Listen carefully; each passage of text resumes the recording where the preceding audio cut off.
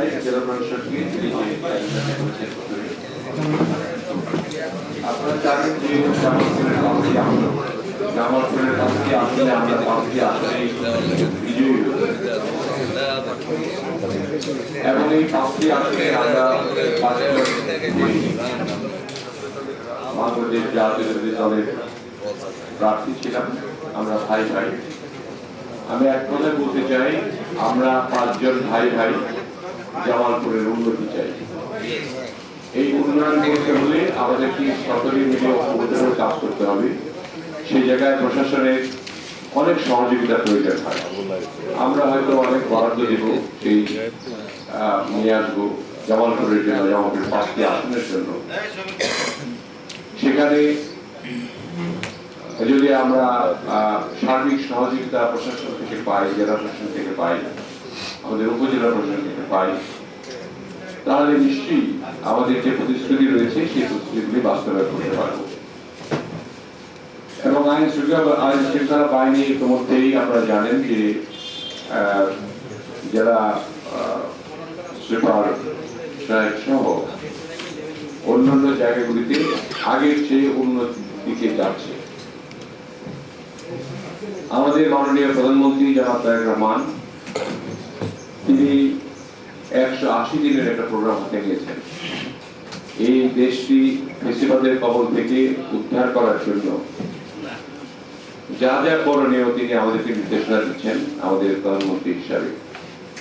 আমরা যারা সরকারে রয়েছি তাদেরকে নিয়েও প্রতিনিয়ত তিনি দিন রাত পরিশ্রম করছেন যাতে করে এই ভঙ্গুর রাষ্ট্রকে আমরা আবার বিনির্মাণ করতে পারি। এবং প্রত্যেকটি আমাদের যারা সংসদ সদস্য নির্বাচিত হয়েছেন তারা বাংলাদেশে, তাদের সাথেও তিনি মত বিনিময় করবেন। সম্ভবত মার্চের প্রথম সপ্তাহ থেকে সকলকে তিনি নিজেই নির্দেশনা দিবেন, আমাদেরকেও নির্দেশনা দিবেন কিভাবে আমরা দেশটাকে আবার পুনর্গঠন করতে পারি, বিনির্মাণ করতে পারি। সেই জন্য আমি প্রথমেই যেহেতু আমার জেলা, এই জেলার জেলা প্রশাসক সাহেব সহ অন্যান্য কর্মকর্তাগণ যারা রয়েছেন, এসপি সাহেব সহ অন্যান্য কর্মকর্তাগণ যারা রয়েছেন, তাদের সকলের সহযোগিতাকে প্রথম কামনা করব। আমরা পূর্বে যাই থাকি না কেন এটিকে ভুলে যেতে হবে। ভুলে গিয়ে আমরা যাতে নতুন অধ্যায়ে পা দিয়েছি এটা যাতে মনে করতে পারি। আমরা যাতে মনে করতে পারি যে আমরা একটা নতুন বাংলাদেশ পেয়েছি, যে বাংলাদেশে ফ্যাসিবাদের আর উত্থান হবে না। সেই জন্য কিন্তু আমাদের নিজেদেরকে একটু সংযত হয়ে শৃঙ্খলা বজায় রেখে আমরা আমাদের পার্টিসিপেশন নিজেরা সকলেই বাংলাদেশের জন্য দিতে হবে। বিশেষ করে আজকে যে সাংবাদিক ভাইয়েরা সকলে আছেন তাদের উদ্দেশ্যে আমি বলতে চাই, আপনারা সাদাকে সাদা বলুন, কালোকে কালো বলুন, আপত্তি নেই, কিন্তু ইউরো জার্নালিজম যাতে না হয়।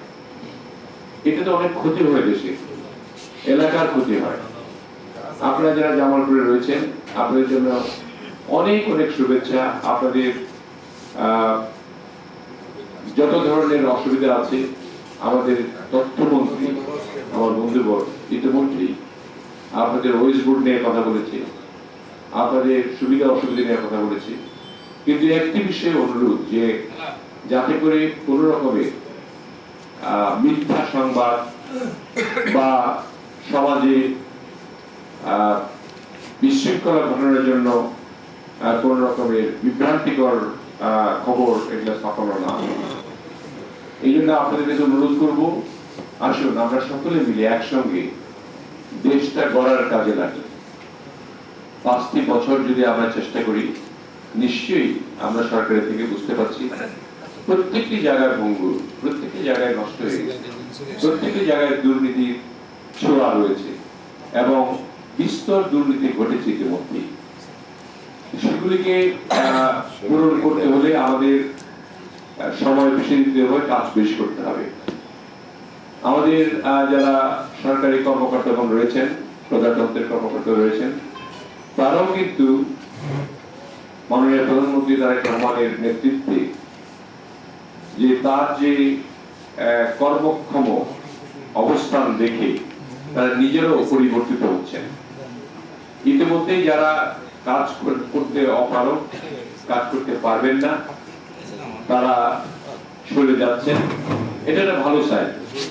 যারা কাজ করতে পারবেন, যারা সক্ষম হবেন দেশের কাজ করার জন্য, জনগণের কাজ করার জন্য, তারাই যাতে প্রজাতন্ত্রের কাজ করেন, এটাই হলো মূল উদ্দেশ্য।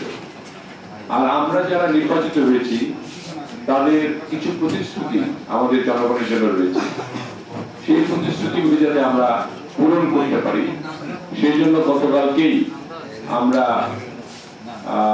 এই ফেব্রুয়ারি মাস পর্যন্ত কৃষি ঋণ 10,000 টাকা যাদের ছিল এবং তাদের সুদসহ মৌকুব করে দেওয়া হয়েছে। এবং আমাদের আস্তে আস্তে রিলিয়ার কার্ড, তারপরে আমাদের কৃষক কার্ড, আমাদের ফ্যামিলি কার্ড, এগুলি যেভাবে প্রতিশ্রুতি দিয়েছিলাম আমরা সেগুলি বাস্তবায়ন করার জন্য মাননীয় প্রধানমন্ত্রীর নেতৃত্বে প্রস্তুত রয়েছি। এবং হয়তো মার্চের থেকেই আমরা শুরু করবো। আমাদের দেশে বিনিয়োগ খুব কম। বিনিয়োগ আনার জন্য ইতিমধ্যে আমাদের কমিটি করে দেওয়া হয়েছে। আমরা বিনিয়োগ বোর্ডের সঙ্গে আলোচনা করছি। শিগগিরই আপনারা পরিবর্তন দেখতে পারবেন হয়তো রোজার পর থেকেই।